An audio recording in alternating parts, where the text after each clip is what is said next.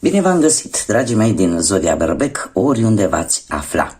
Bine ați venit tuturor pe canalul meu, Tarot Flor de Loto, numele meu este Nina și mă bucur tare mult să vă alături atât pe dragii mei abonați, cum de asemenea și pe cei care poate sunteți pentru prima oară aici pe canal. Azi voi face o lectură atemporală, fără limită de timp, o lectură pe care voi să o puteți viziona oricând doriți sau atunci când apare în viața voastră.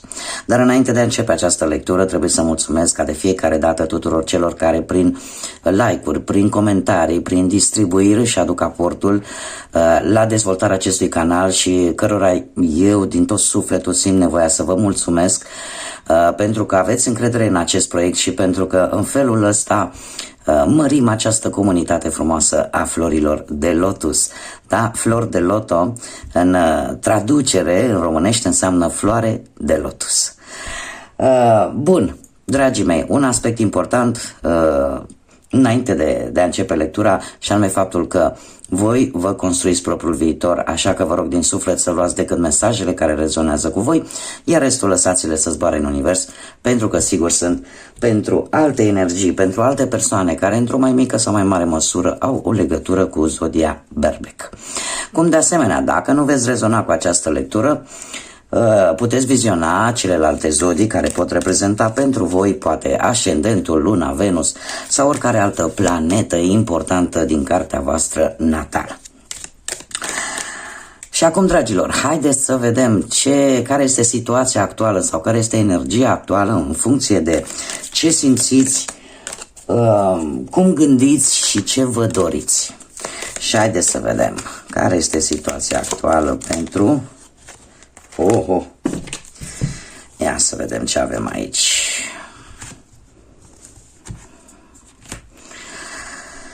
Hei, tocmai eu aș spune că avem lupul, calul și copacul. Dragii mei,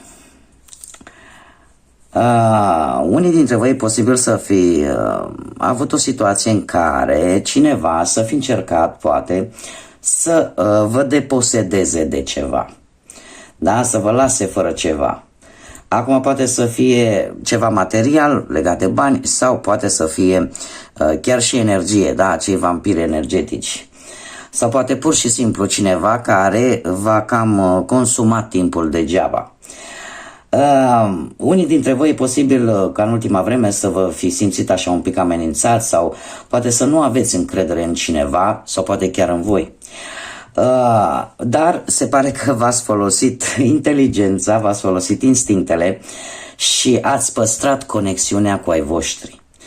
Ați rămas aproape de cei pe care voi îi cunoșteați cei mai bine și în felul ăsta ați reușit să vă recăpătați poate libertatea, ați reușit să treceți la acțiune cu calul. Și eu aș mai spune că ați trecut printr-o perioadă în care v-ați recăpătat puterea, pur și simplu.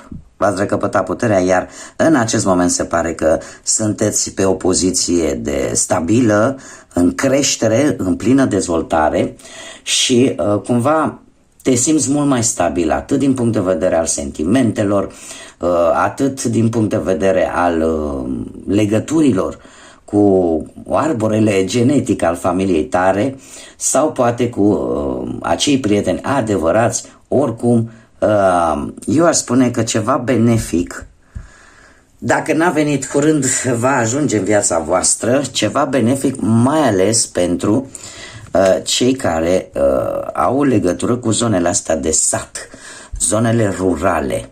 Ceva aici ne vorbește de o stabilitate, cel puțin ultima carte. Haideți să vedem ce ne spune și tarotul, dragilor. Și azi am ales un tarot cu zei, mitologie greacă, da? Tocmai de aceea avem aici cele două păsări Phoenix, una de soare, alta de lună.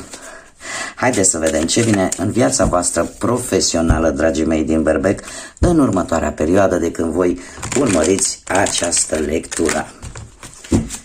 Să vedem. Este un pachet nou. Haideți să vedem ce avem noi aici.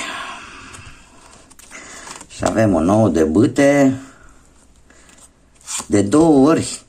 Dragilor, dragi, în primul și în primul rând trebuie să discutăm cu repetiția acestui 9 de 2 ori, care îmi spune că ești în faza în care se închid capitole în viața voastră, în care sunteți pregătiți pentru nou, pentru noi etape, pentru noi conjuncturi.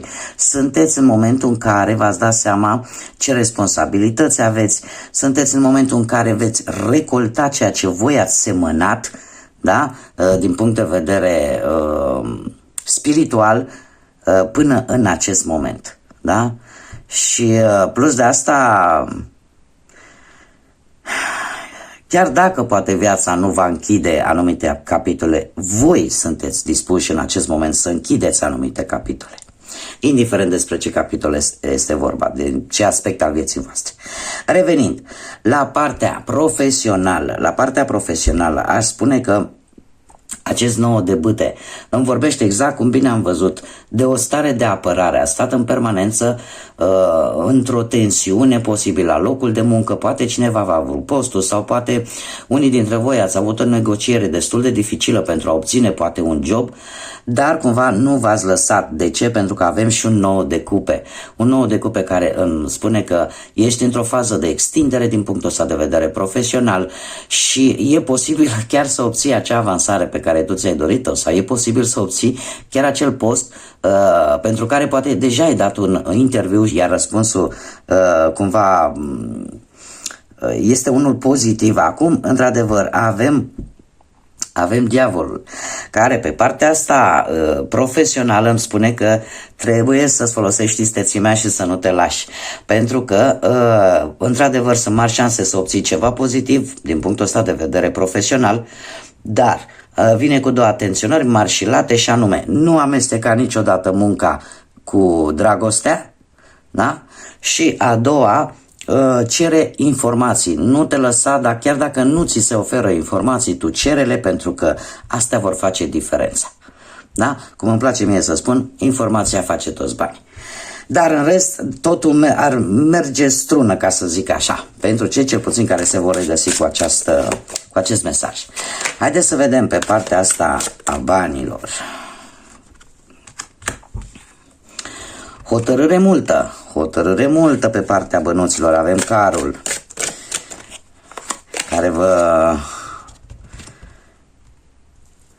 care vă îndeamnă la acțiune și la hotărâre, da?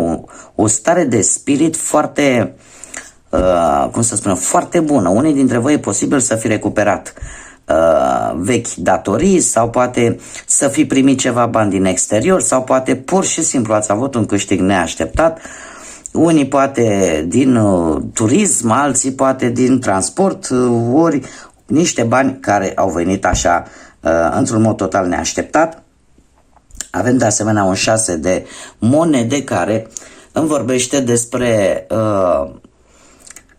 cum să spun eu, este cartea aia karmică, karma bună, da?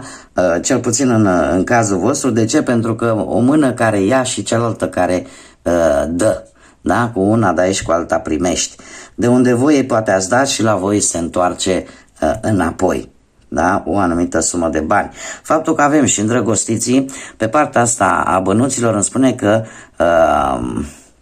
e posibil chiar să aveți în următoarea perioadă de asemenea un câștig neprevăzut, chiar dacă nu este o sumă foarte mare, dar e o sumă bunicică cu care voi poate să vă echilibrați sau să vă satisfaceți un anumit moft sau ceva de care voi aveți nevoie.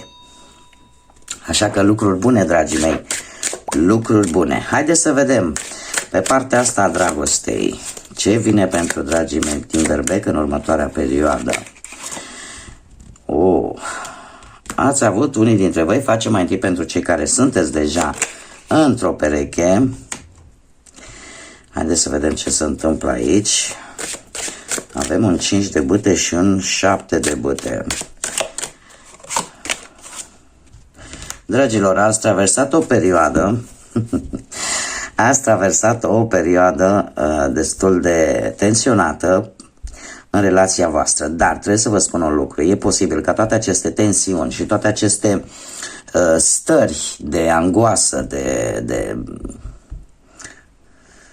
de certuri posibil sau pur și simplu stări de conflict. E posibil pentru unii dintre voi să fi venit din cauza altor persoane, nu neapărat din cauza voastră, ca și pereche, a ta și a perechii tale, mai ales pentru cei care locuiți sub același acoperiș, da, cu alte persoane, fie ele din familie sau alte persoane. Ce trebuie să vă spun? Că voi, unii dintre voi cel puțin care sunteți într-o pereche, într-o relație, nu vă veți lăsa, vă veți lupta contra tuturor. De ce? Sunteți pe o poziție de putere cu acești 7 de bâte și vreau să spun că nu o să vă destabilizeze invidia altora sau cineva care poate de la distanță încearcă într-un fel sau altul, nu știu de ce, să vă complice relația. Da? Așa că nu vă veți lăsa, iar într-un final dragostea ca de obicei va învinge, pentru că avem un 2 frumos de cupe care îmi vorbește de sentimente reciproce, de dragoste reciprocă și de foarte multă sinceritate în relația voastră în ceea ce privește emoțiile și sentimentele voastre. Haideți să vedem pentru cei care sunteți singurei. Ce vine pentru cei care sunt singuri din